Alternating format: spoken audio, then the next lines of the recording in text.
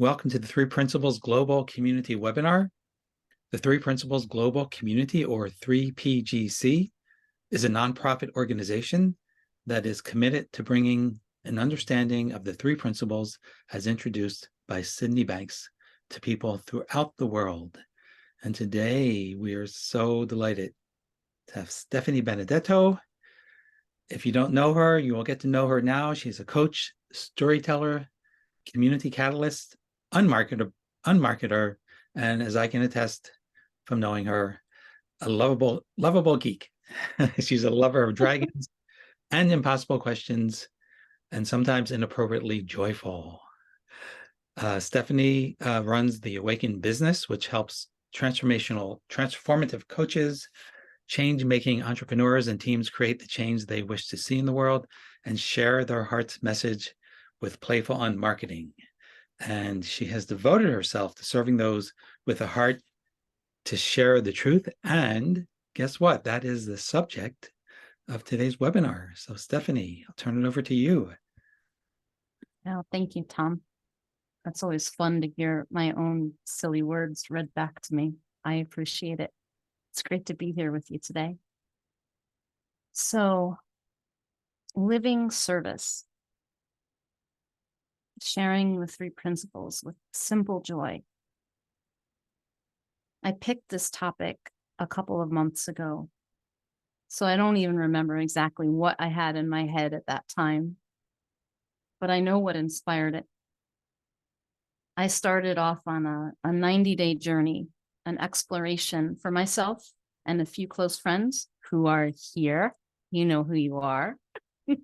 On an exploration that was inspired by the book Living Service by Melissa Ford. And in this book, Melissa Ford talks about her own experience in really living service to build her coaching business. Now, not as a tactic, but actually living service. So my fellow explorers and I set out to say, what does that mean? And very quickly, the exploration became different. It became really ours. And we called it Beyond Service. And for me, it became a question of what does it mean to really serve? And what does it mean to serve powerfully? And it was a question that we've been living into. So I'll share a little bit about what I've seen, what I'm still seeing, and would love to make this an interactive experience so that you can share as well what you've seen and maybe some questions that you might have about living service. One of the things that inspired this and sharing this is that in this beautiful three principles community of which we're part, there are so many apprentices and practitioners and people in the community whose lives have been changed, and they feel so passionate about sharing what they know and often kind of confused about exactly how to do that. So hopefully this experience, my intention is that it will help it to feel a lot easier, more natural, and more accessible, perhaps, than it has before. So the first question that I ask is, what does service mean? What does service mean to you? So if you have access to your keyboard, I'd love for you to put something into the chat, a few words like, when you think of service, what words come to your mind? And part of the reason I ask this is because service to me seemed like a really beautiful thing. But I talked to a couple different people and they had quite a different experience about it. So I'm curious where you fall on the spectrum. Now, what do you think of as service? What does it mean to you? So listening, being present, helping others, supporting, caring. Does anybody have any maybe not so positive associations with service? It's fine if you don't. Some people do. Giving of yourself to the world. Cool. One of the conversations I had around service, burnout. Okay, so Rick's saying like burnout. That's a really good point, and I'm glad you brought it up. Because sometimes people think of service. Actually, it was my partner who said this to me. Overextending was said, yeah, there's sometimes that comes up around service.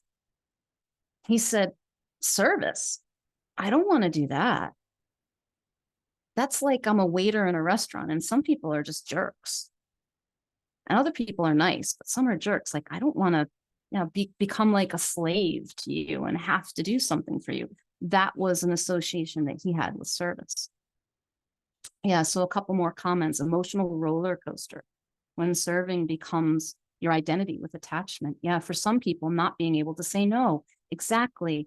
We get some things confused about what service actually is. And so that was my exploration, to look at both what is powerful service, keeps me from it, or what seems to keep me from really serving powerfully.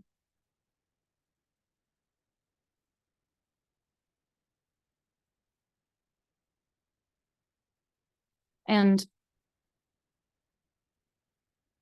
what I began to discover is that service started looking simpler and simpler. So at first, I thought service was something that I do that helped somebody. But I did some experiments where I showed up in community with an intention to serve. What does that mean? A community? How do I serve my community? So I wasn't hanging out in a lot of communities at the time we started this experiment. One of the communities I was in was a dance studio. What does it mean to be of service in a dance studio? And I noticed that something started to happen when I showed up with that question in a community environment. I started listening, but it wasn't listening with my ears. It was listening with all of me, with my attention, sort of broadened my attention and awareness out. And I don't think I really did a particularly good job of it, but just noticing that was really powerful. Oh, so service starts with being where I am and being with the people I'm with. Maybe that is service. And I kept going deeper with this exploration and noticing when I was serving and when I wasn't, and all the different ways that could happen. And I remember being in a grocery store and holding a door for someone and thinking, oh, that's service. It's really simple. It's really natural. And I was at the train station, and there was a young boy who was asking me which platform the train was coming on. And I was able to tell him, that's serving. And it wasn't something that I thought about. It wasn't something that I tried hard to do. It was actually really natural. But there were times when it didn't feel natural for me to serve. And those times, without exception, I was caught up in my thinking, caught up in my head, not paying attention to the people around me, and honestly, not really paying attention to myself, mostly just obsessed with my own thinking. And I started to take this inquiry into my coaching conversations, because I do get to work and play with these amazing coaches and entrepreneurs. And as it was pointed out to me recently, people who are in the consciousness raising game, some of my favorite people to hang out with. And I started asking myself the question, what would powerfully serve? What would serve most powerfully this person right now? And I was surprised that it took so many different forms. In one conversation, it was with someone who was considering a coaching agreement with me, and we'd met several times. and they were expressing objections, concerns, and that they really just wanted to move through all the objections before making a decision. And when I asked myself the question, what would most powerfully serve? What came to me was to tell them, that's your job. The objections are never going to come. If it's a yes, it's a yes. If it's a no, it's a no. And only you know that.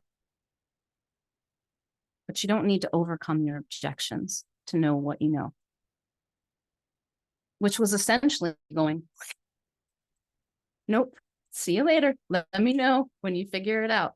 And I was like, wow, that's interesting. It felt like that was serving in that moment. And in other moments, it actually looked like what I usually thought would be serving powerfully as a coach, which is like making a bold statement that could be slightly provocative. And other times, serving powerfully was being really quiet and gentle presence and saying, hey, take your time.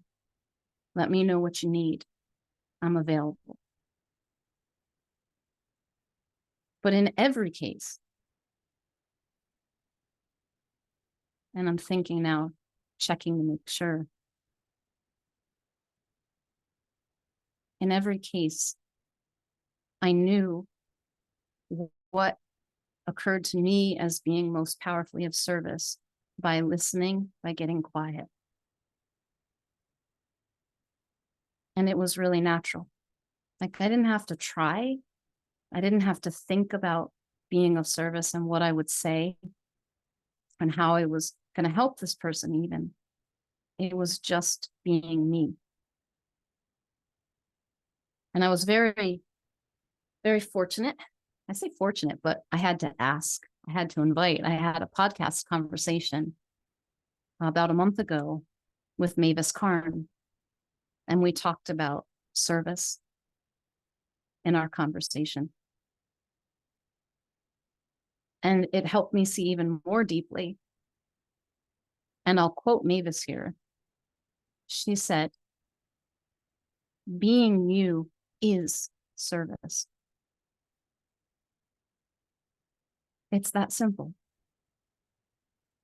And not just because being you leads to the things that occur to you to do, being your true self, being who you are. And that's the experience of yourself without a lot on your mind is service. People feel it. I was having a conversation in the park a few weeks ago, and there was a really nice feeling with us as we were exploring. In fact, we were exploring service. And I swear to you, I felt like I was a flower and there were bees. People were like bees coming nearby. It was like they park a little distance away. And I'm in Portugal and people don't really wave here. It's not like in the US where you might wave to a stranger. Like that doesn't happen. That was happening. And people were, I'm like, what is going on? I was being in a really calm and quiet space and people could feel it. And some of them were kind of drawn to it.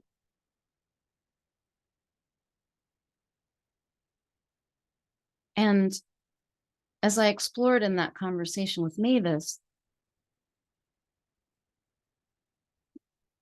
when you're being yourself, people can feel where they're not. And sometimes they drop in with you and they also start to be more themselves. They drop out of their thinking. And sometimes they choose to go into their thinking. What they do is their choice. It's up to them.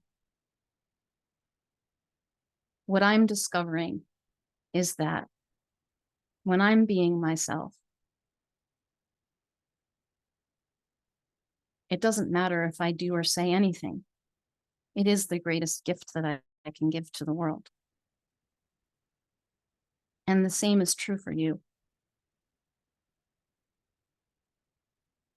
And if that feels like a bit of too far to go, just consider, what if it's true? What if it's true that you, being you, just as you are, is service, is a gift, is valuable in and of itself before you even open your mouth? I think we know and experience this probably most often, most commonly in nature or with babies. When you see the perfection, the beauty of a sunset or a tree that almost sings to you, it isn't doing anything but being itself. The sunset, it isn't trying to accomplish something. And yet it's a gift that we feel, that I feel when I look at it. I remember hearing Charles Eisenstein talk about nature and how ridiculously beautiful it is. That birds don't have to sing so much and so beautifully to get the job done of whatever the supposed purpose is, that they are attracting a mate or defending their territory or whatever they do. They're way more beautiful and way more pleasant to listen to than is necessary. Flowers are way more colorful than they need to be to attract insects. He was saying something like,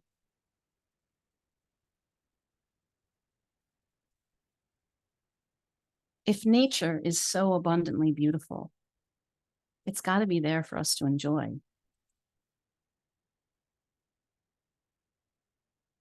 I think that's true of service. So it gets simpler and simpler. Let me look at the chat again and see. Yeah, sharing and exploring is of service. Yeah, and here's a statement. Service to others is self-serving to some degree. So that's really interesting. And I think that it's true at its heart, but it doesn't have the feel of being what we usually think of as self-serving, because giving and receiving are two sides of the same coin. When I am purely giving with no real thought about it, just serving, in that very same moment, I am receiving because it feels so good to just be myself in the ways that I'm called to do. And service is a natural byproduct. Even before I do something, that's like the thing for me to see more powerfully, is before I do or say anything, because how many times am I still thinking that I need to prove my worth in some way or get results for someone in a coaching conversation or even with a friend in need to make them feel better? That's starting to drop away the more I see that. Me being me, just this empty space of being with someone, like just listening without a lot on my mind. It feels lovely. And often, but not always, something occurs to me to say or do. But it doesn't have to. I'm not waiting for it. And it opens up this space for that person that I'm with to have a deeper experience of themselves if they choose it. And it's amazing how often they do.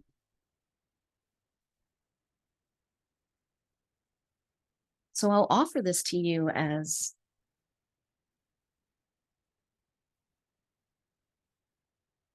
a simplification of what it means to share the three principles.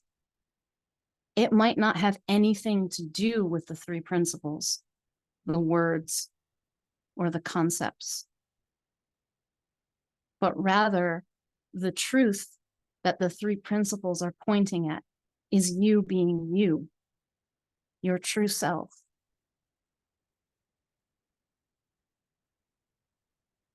You resting in that truth communicates things that your words never could, far more powerful. Any words that come from that will be like nectar, but you won't need them. And any actions will simply be as natural as brushing an eyelash off a beloved's cheek.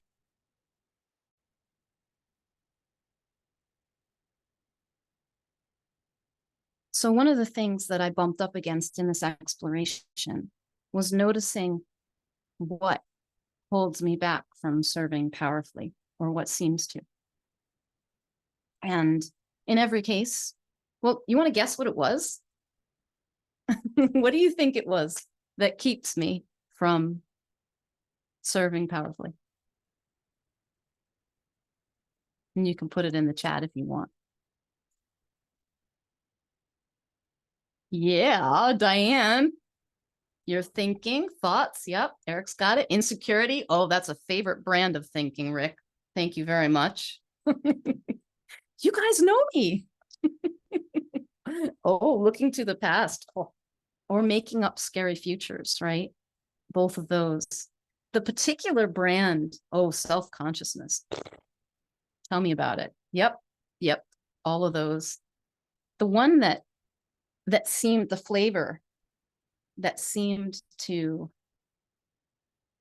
get me the most was my thinking about what other people were thinking. So I liked, in the moments when I don't feel very clear, I'm kind of insecure, I would probably say what other people think, but it's not what other people think. It's what I think about what other people might be thinking. It's what I'm making up.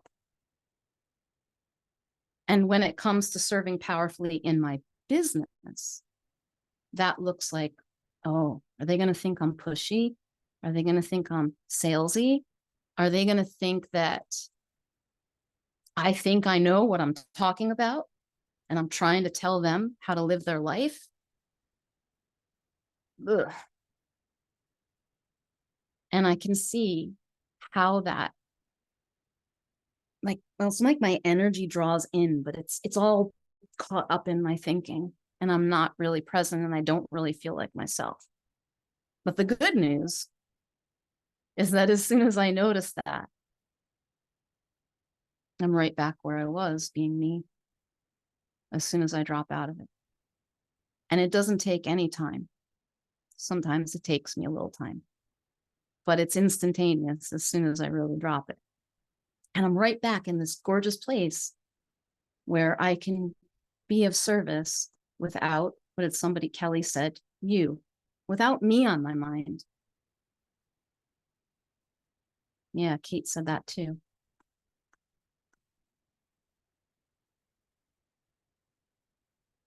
So I'm wondering if I want to open this up with a couple questions. One, what seems to keep you from serving powerfully?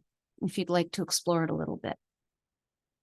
Another question I have is, what are you hearing in this that's helpful for you, that's new, that is speaking to you in some way? I'd love to hear either of those.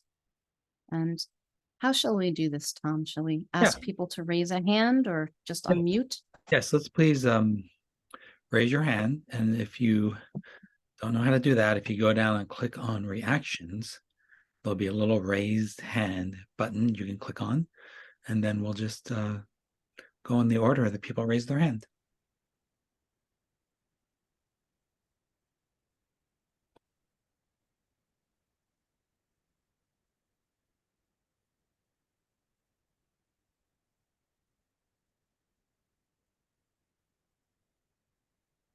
Hey, Melissa.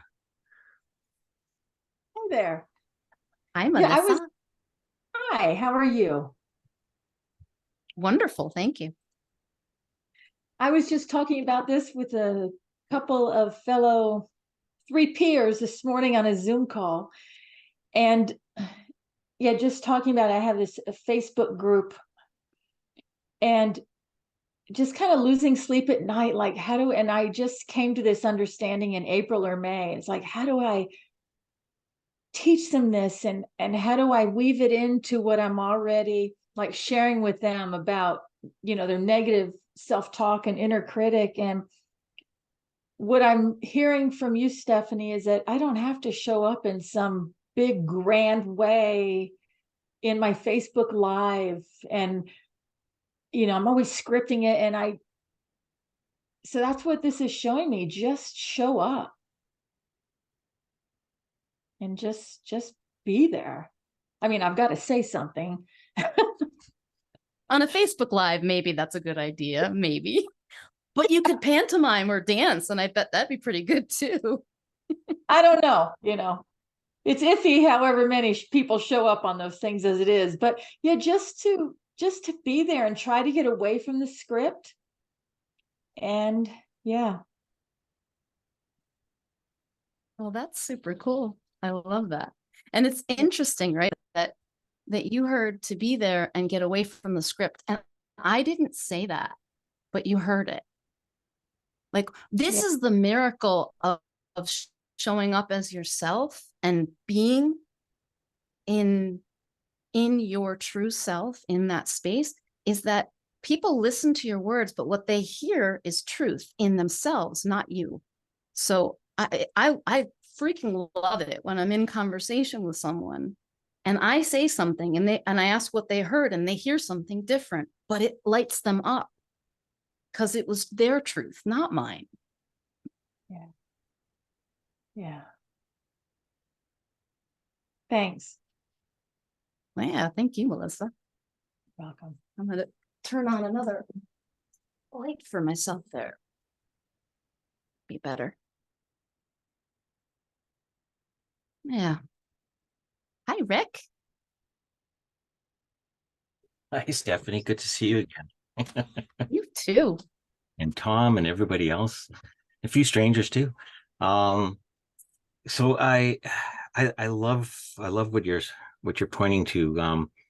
As you were talking, I was reflecting a lot of like how I show up, how I even used to show up, because those that know me, I spent 30 years in the emergency services. So I was a paramedic for 30 years.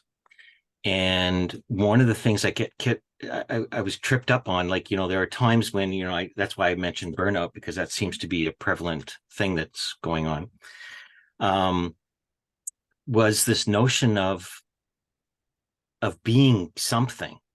Like, like we were always like, just be the paramedic, be the football, be the, that kind of thing, right? Like being present was about being who you need to be in the moment. So it's, I feel like I was getting tripped on, okay, so how do I need to show up? In other words, what is the role I need to be in this moment? Like, who do I need to be other than myself, kind of a thing? Because you're pointing to like, just be you.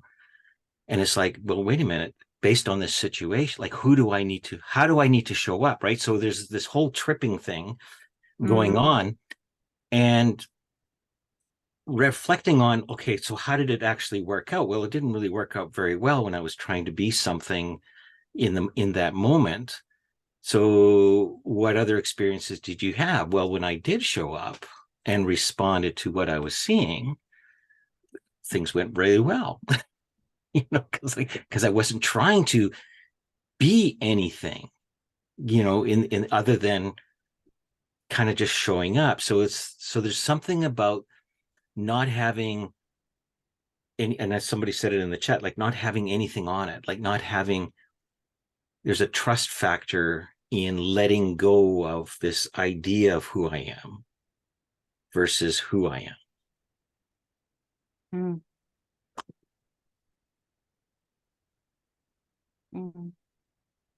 That's beautiful, Rick. Yeah. So thanks for that.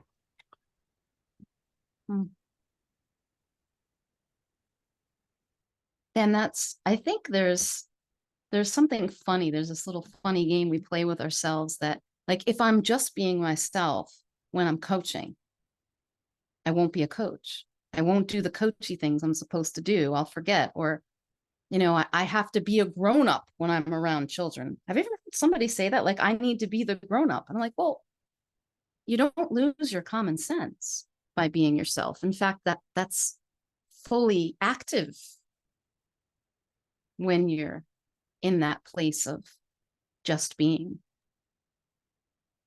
Can I just add one more thing that's occurring to me? Yeah. Is Yeah, please. I even have an idea of what it is to be myself. You know what I'm saying?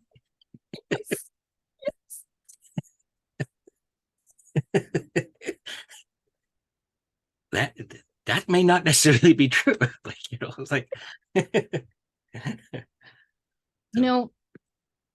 I think being myself is being real. It means being real with my experience. It doesn't mean it always feels good. I tend to think of being myself as feeling good. And I will tell you that being myself with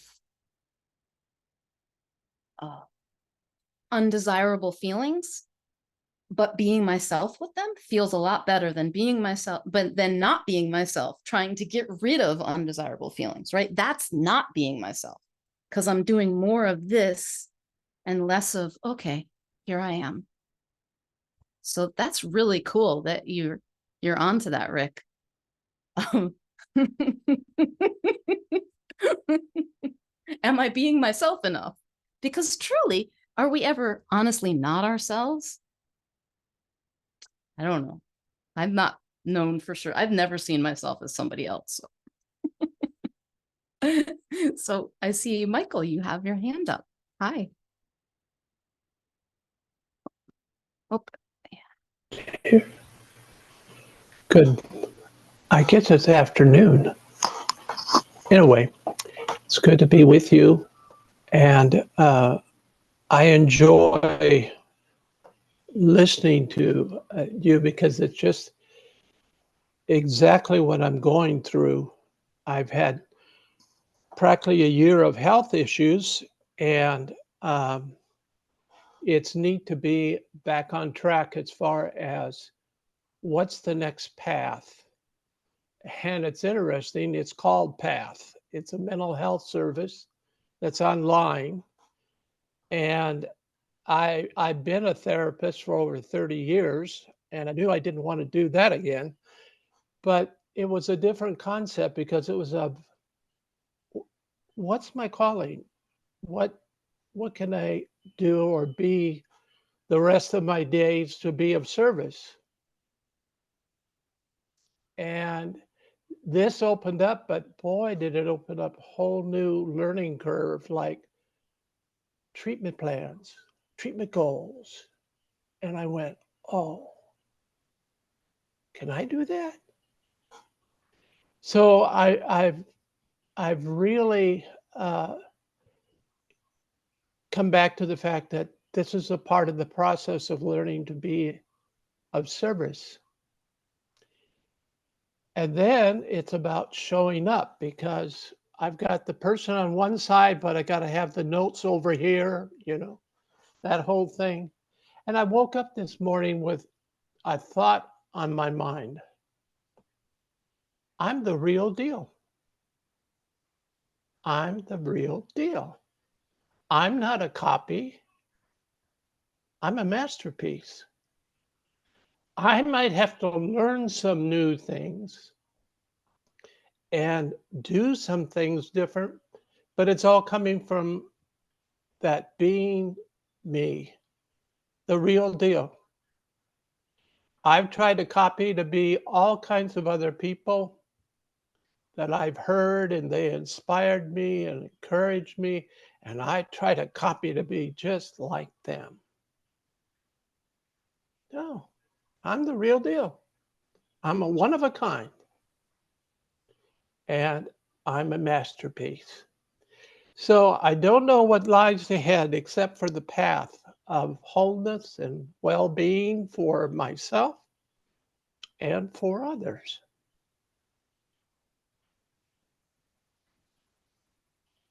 Yeah. Wow. Thank you, Michael. You Thank are the you. real deal. I see it. It does my heart so much good to hear you say that. That is of service to me, and I bet you'd get a round of hands. Who felt served by Michael saying that? Just hearing him, yeah, touched. How simple was that? It was real. That was you being the real deal about being the real deal. That's wonderful. That's Oh, wonderful. gorgeous. Thank you so much. Thank you. Ah. Shall I pronounce your name? Is it Bevan? Bevan? You tell me how No, to say your Bevan, name properly. no, Bevan is perfect.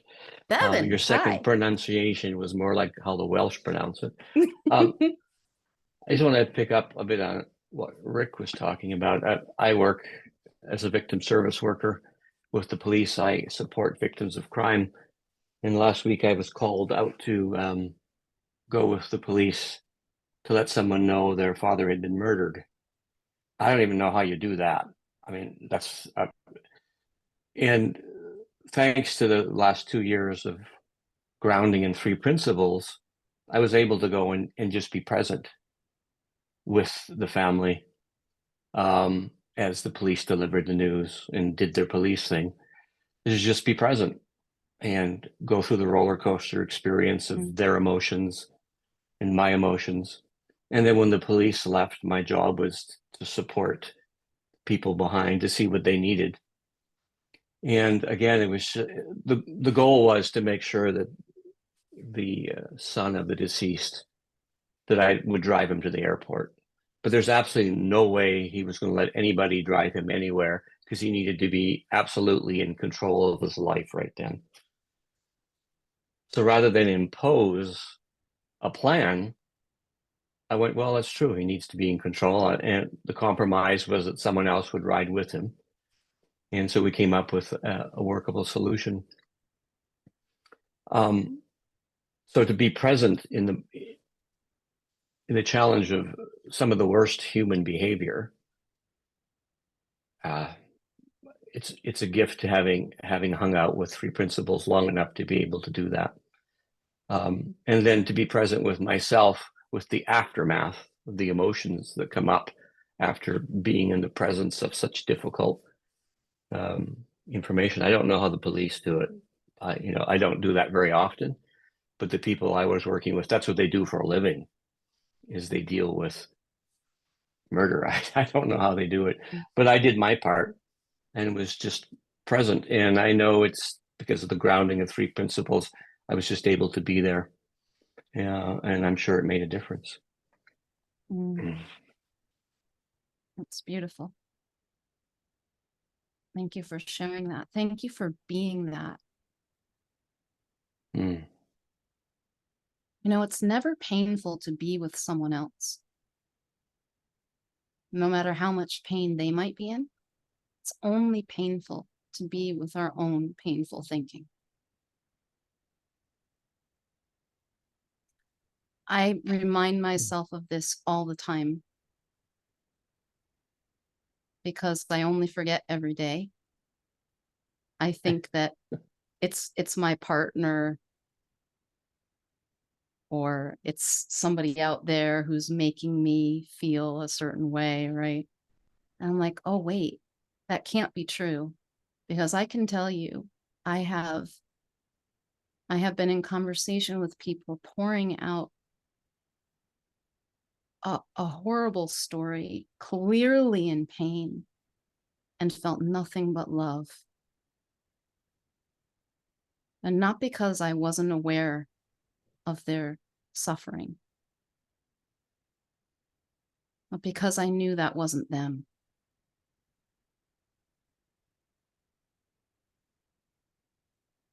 And it's also totally okay those times when I get caught up in it. And I do my own suffering thoughts or someone else's. But it's really cool to see that we can be with someone without being with our thinking or their thinking, or our thinking about their thinking, which is actually what I think is happening most of the time, and be at peace.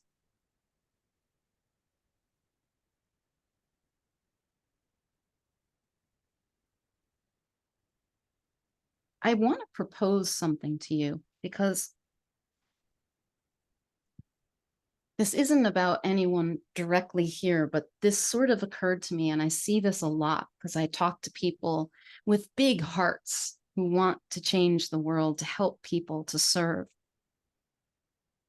And so many of them are looking for their purpose or their calling, like it's the thing that we do, like it's the job that we have or the purpose we fulfill in our role as a parent or a friend. And what if your purpose, your only purpose, is to be you?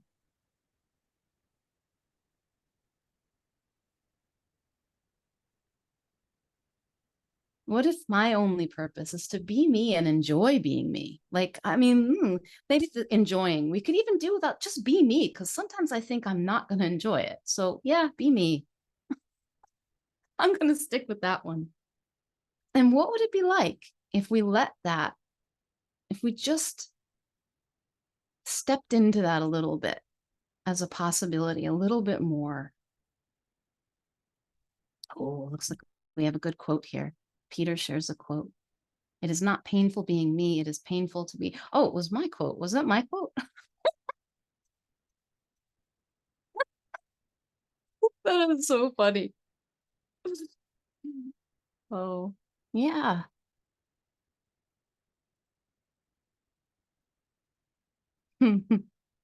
What else is coming up for you guys? Any questions?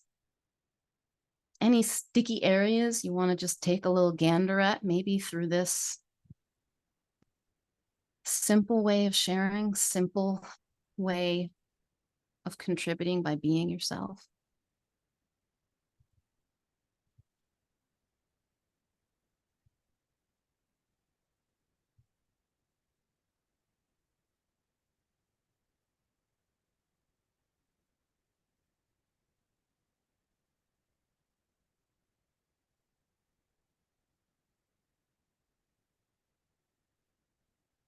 Can I pick on you, Tom? Of course.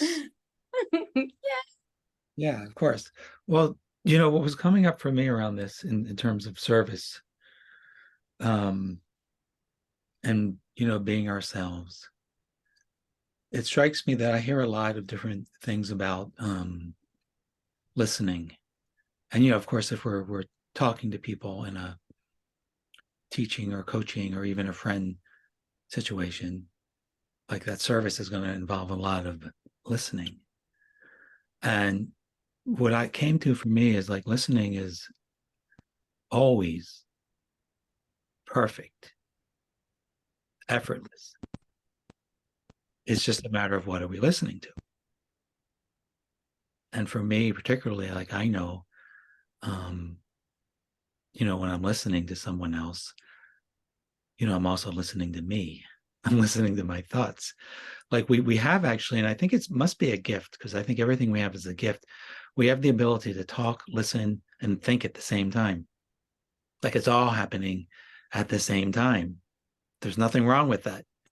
And to me, what it comes down to is in listening or talking or serving another person, what am I interested in the moment? Am I more interested in you right now and what you're saying, or am I more interested in the brilliant thoughts that are going through my mind that I just can't wait to say? And so in some ways it feels like it's a just, and I think we have to be gentle with ourselves too, or it's helpful to be gentle with ourselves when we get off track, because I think it's just there's something about this whole setup that it's very natural for our attention to go to the other person, back to ourselves, back to the other person. And it's just this, to me, it's like a recalibration, a reorientation. It's like, oh yeah, that's a brilliant thought in quotation marks, but am I more interested in you in this moment? And I think that's so important, because it's the being ourselves and then being interested. That's kind of the what makes the interaction to me really, really be helpful to sing. And the fact that, we all get off track, don't beat ourselves up, okay, I got lost for a second. Let me go back to the other person. But it's very empowering to know that it's not even like, even listening is not a big deal. It's just like, what am I interested in right now? Okay, I'm interested in you. Okay. And then, I know I'm gonna get off track. I know I'm gonna do that. So there's something, I don't know, does that resonate at all, Steph? And like, how do you see that, what I said? Don't quote me. Well, okay, I'll try not to, Tom. What it brought up for me was this not listening experience that I had today with my partner in a painful moment. And I actually asked him, hey, would you like support with that? Because before I dive into coach mode, which is, and how could I support you with that? And he said, yes. And I didn't listen. Like, my mind was so full of, I'm going to use the air quotes, Tom, brilliant ideas, that I did not listen. And I knew I wasn't listening, but it was like I couldn't stop myself, because I was like, oh, this, squirrel, and he said, I feel like you're not listening to me. I said, it's because I'm not. I said, I'm sorry. I'm not listening. And I want to listen to you. Can you give me a minute to just finish this thing I'm in the middle of, and I can get my thoughts to settle down? And I did. And then I listened. And like, that's okay, right? Like, I'm a human being, and sometimes my thoughts are so loud that and they were cool thoughts. They were like, oh, Steph, remember to go over here and do this, right? Like, they were thoughts I actually wanted to pay attention to. And I also knew, here's somebody I care about in front of me who's asking for my attention. And I wanted that too. So that was a real experience of imperfect listening and noticing and coming back. So That's great. yeah. Yeah, thanks. That it's, and I think there's something about the fact that we just recognize that this is going on, and we can not be too hard on ourselves. We have an intention, that's important too, but then it almost makes it more likely that we are going to be interested in the other person when we just give ourselves a break over the whole setup and just refocus, reattend to the other person. Yeah, it happens all the time. My listening goes in and out here. I notice it all the time, but I'm actually mostly much more interested in what's happening presently than I am in my thinking about it. And it is much more interesting. Yeah. Okay, Cool. well, Thanks, Tom. Yeah, it looks like we have James. Yeah. Hi, James. Hi there. Hi. Yeah, I loved what Tom was talking about. Yeah, actually, I just when I saw this was all about 3GP, I just had to join your webinar. I'm not actually a practitioner, you could say. Yeah, I just love. Yeah, I've just been reflecting on what the mystics say about abandoning yourself, and Mm. and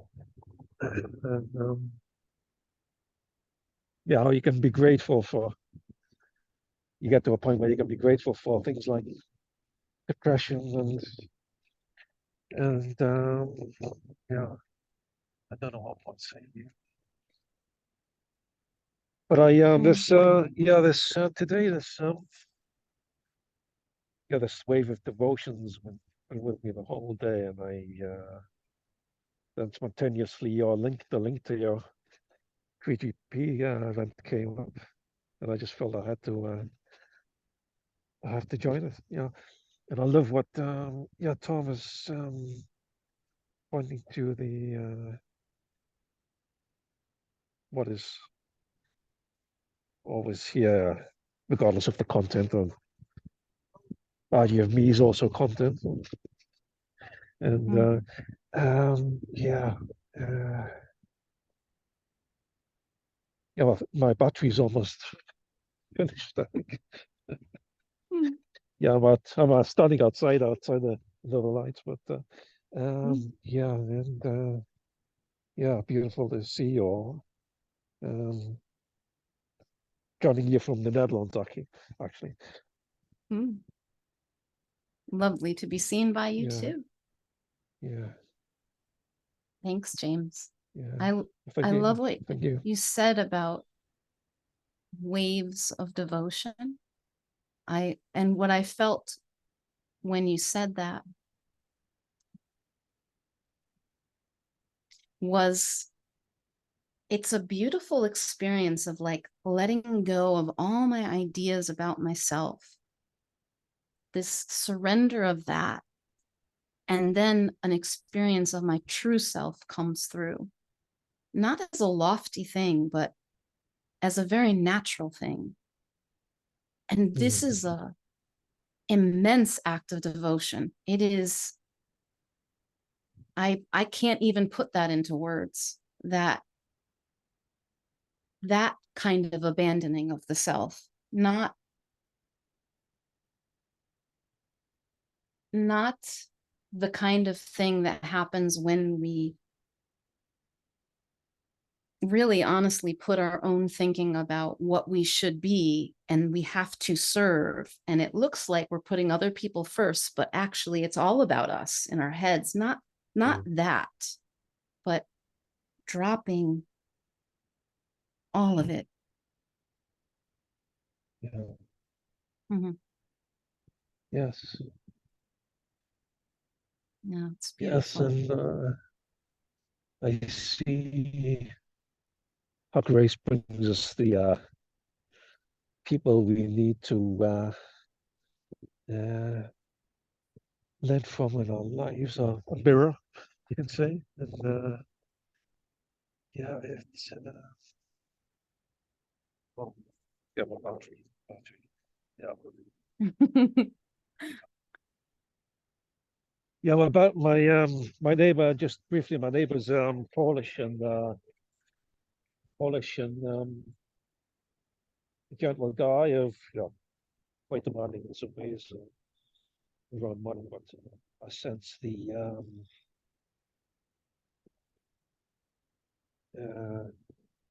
yeah, of course, you probably know all about the history of Poland and so on. But yeah, I just feel how this field of compassion can embrace the whole of our experience. And yeah, I don't know where I'm going with that. Yeah, yeah, I just It's feel a so touched. Yeah, that's a beautiful feeling. I feel it too, James. I may not know exactly the catch the words of what you're saying, but I feel it. That's beautiful.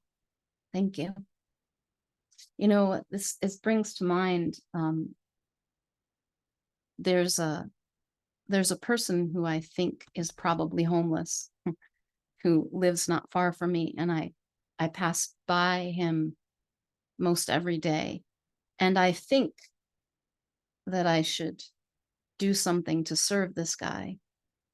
And I'm not really being myself most of the time when I walk by him, because actually I get all weird about should I, shouldn't I, what's the right thing, right. And I've been just pondering, like, what is it to really just be myself?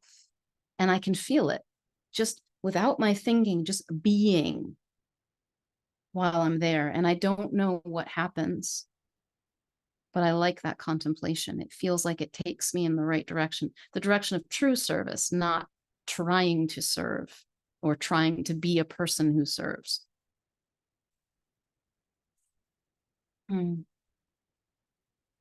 Any other questions or things that are sparking you'd like to share before we end our time together today?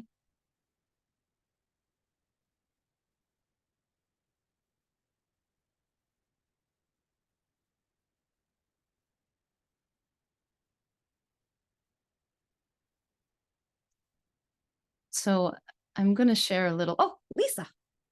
Hi, Lisa. I see your hand. Hello. Yeah, one thing that came to mind is like I always like think about like fresh and new thinking towards like a person or towards a situation, but just even just being open to fresh and new thinking about myself and not. So that was kind of a new insight that I had, which I thought was kind of cool. That's very cool. Yeah, and then last night my niece likes in her 20s and she does some acting and she was up for an acting award and it's in Arizona. It's called the Zonies, but it was just really cool to hear a couple people, like there were a couple people that got lifetime achievement awards and how a couple of these women were so passionate and excited about like acting and doing all these different things like behind the scenes and in front, and just like some of them have been in it for like 60 years and just they still have this like exuberance and energy and excitement, and I don't know, it felt so nice to be like in that energy and kind of seeing where they were just being themselves and they still like just were loving what they did and just kind of, yeah, just all the connections and things like that. And it just, I don't know, it's just very inspiring to kind of be a part of that last night. So that was really cool. That's lovely. So it's kind of cool to notice that in this experience of being ourselves, we get inspired by things and they move us. Yeah. Right? Yeah. That's awesome. Thanks, Lisa. Thank you. So I want to make a little invitation to you guys. I'm always doing experiments and playing at things. And in this month of October, I'm kind of combining a couple of things. I'm combining this service experiment, like what is service, with the idea of being outrageous. And what I'm discovering is that outrageous service, like it comes from another kind of challenge around, making outrageous, bold asks and outrageous invitations. But I think that for me, what I'm really interested in when I say outrageous is real, true, not holding back on the experience of myself or the experience of what I see as possible for serving this person.